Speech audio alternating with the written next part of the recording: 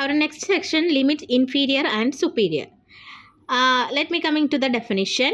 Let sequence A and be a sequence of real numbers, which is not necessarily bounded.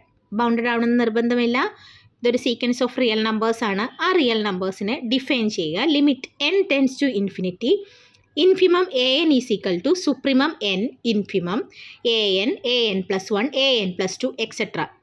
And limit n tends to infinity, supremum an is equal to infimum n, supremum an plus 1, an plus 2, etc.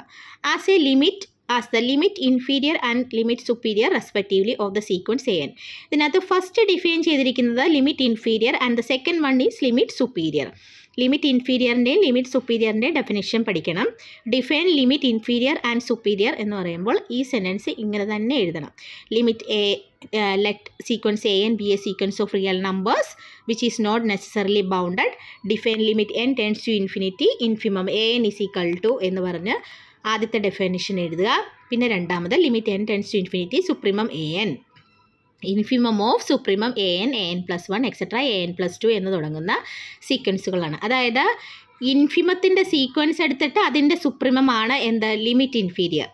സുപ്രീമത്തിൻ്റെ sequence, the sequence of supremum and we get the supremum of the sequence, then we get infimum to find the infimum n.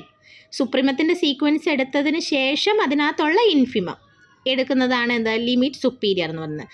ഈ definition ഇങ്ങനെ തന്നെ ഇവിടം വരെ കാണാതെ തന്നെ പഠിക്കണം കേട്ടോ. അതുപോലെ തന്നെ we shall denote limit inferior of an by limit inferior എന്ന് പറയുമ്പോൾ ലൈൻ താഴെയാണ് വരയ്ക്കേണ്ടത്. Limit inferior n tends to infinity an or limit an inferior an എന്ന് വായിക്കാം. or limit superior of an by limit n tends to infinity superior an or limit superior an എന്നും വായിക്കാം. ഇവിടം വരെ ഡെഫിനിഷനും ഈ ഒരു എങ്ങനെയാണ് ഡിനോട്ട് ചെയ്യുന്നതെന്നുള്ളതും കൂടെ പഠിച്ചു വയ്ക്കണം.